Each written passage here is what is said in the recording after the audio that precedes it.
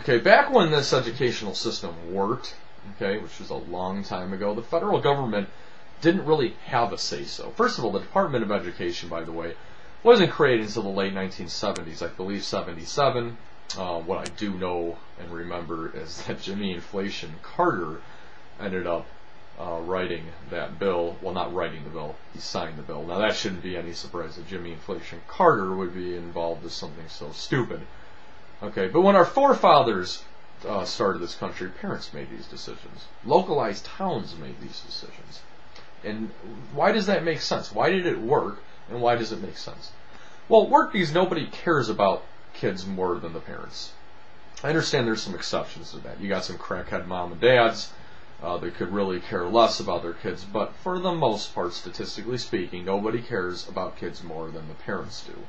Okay, nobody's going to care about the education more than the parents. Washington, D.C., okay, if you're a liberal and you're watching this, or if you're a rhino, okay, Republican in name only, and you're watching this, aka you're a liberal as well, okay, are you really so stupid and so ignorant and so blind to believe that those boys and girls in Washington, D.C. really care about your child? I mean, really care about your child's education? Come on, they don't give a crap. They don't even know your kid. They don't even care about your kid. They don't even know your kid exists. Your kid's a number. It's not even a name and a number. It's a number. Okay? And that's how they view your kids. Okay? Now they're forcing the state to view them as well, all in the name of getting federal funds. When the parents make these decisions in the individual towns, that's a different story. Because the kid ain't just a number, okay, to the kid, or to the parent, and because of that, the parents force the educational system localized in towns, i.e. like the mayors, for an example. I mean, a mayor in each town, so your mayor, okay, the school, the board of education in your town, things of that nature, to start not only viewing your kid as a name and a number, okay, instead of just a number, but more than even a name and a number. Okay, the parents can pressure the school system a lot better. However, the parents can't pressure school systems anymore because the school systems don't answer the parents anymore. They have to answer the federal government because they need that funds, okay, that would be available to them. Now, if in the end they don't comply with No Child Left Behind, or if they just decide we're not going to be a part of your failing No Child Left Behind, the federal government says that's fine, no problem, we're just not going to give you any money. So in essence, when the federal government says we are following the Constitution, that we let states run themselves, okay, they're not letting the state run themselves. Okay, the states are forced to go along with this bill, because if they don't, they won't get the federal funding. Okay, so this isn't a situation where the federal government is standing back and letting the states run themselves. That's a total pile, if I've ever heard of one. Okay, parents need to be back into control making these decisions. Schools need to be able to make decisions on a local level. And we need to bring capitalism into the school system. Okay, that'll create real competition that schools will be forced to actually reckon with and go after. Okay, i.e., okay, give the parents the money, okay, and say, you guys write the check out, okay, to the school system. If you live in Town A and you'd rather go to Town C's school system, then go for it.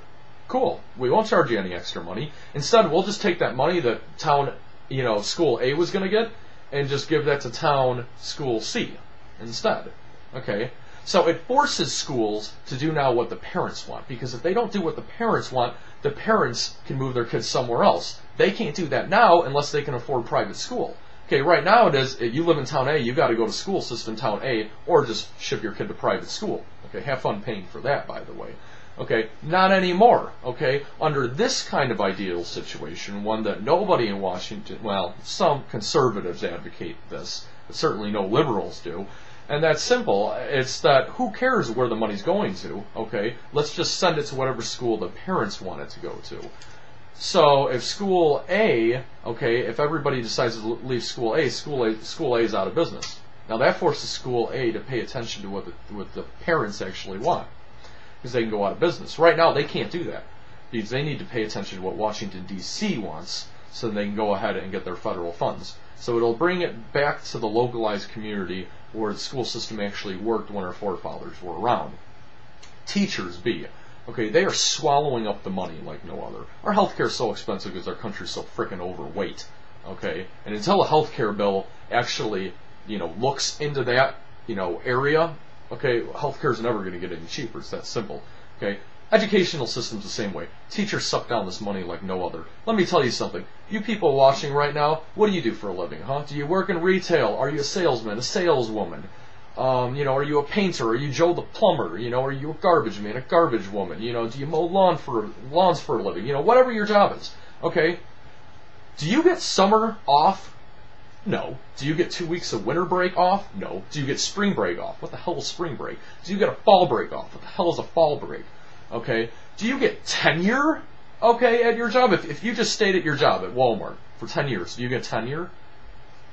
Do you get tenure as a salesman, a saleswoman? What is this stuff? What are these benefits that teachers get? Do you get all your health care paid for completely? Huh? Do you get your dental paid for, your vision paid for? Do you get all your family members' dental health paid for? Let me tell you something. Teachers and politicians have a lot in common, and that's that they have the sweetest compensation package for their job, don't they? They get the best health care in the world completely paid for. Dental, vision, they get the summer off. They get 2 weeks of winter break off. They get tenure. Politicians don't necessarily get tenure, but teachers get tenure. Let me tell you something. My biggest mistake in life is that I went to school to be a business major and not an education major.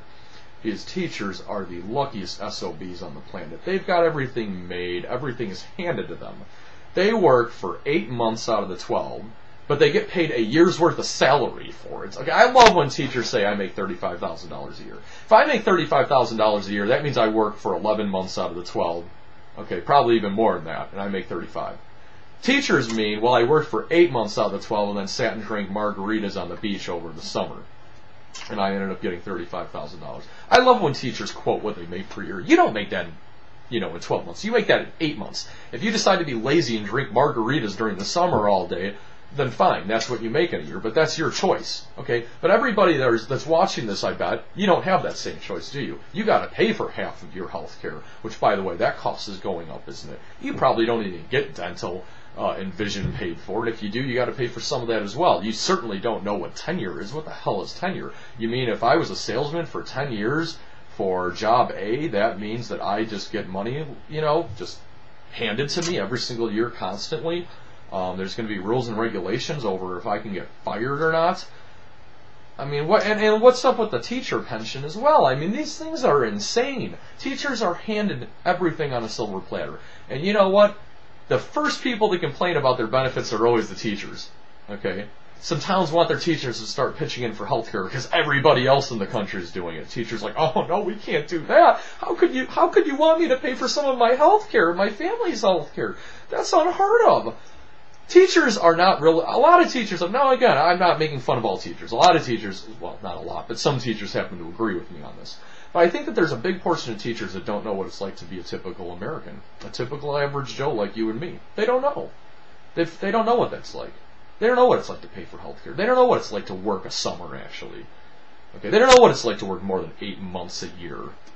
It's absolutely insane. You want to know why our educational our educational system's so expensive and not working? Because it's going to the teachers. They get to just do whatever they want with it. And the third one is punishment. Schools can't discipline children anymore. If you yell at a kid, minorly degrade the kid, school systems can get sued now. Now if you're a kid, you can tell a teacher to F off and where to stick it.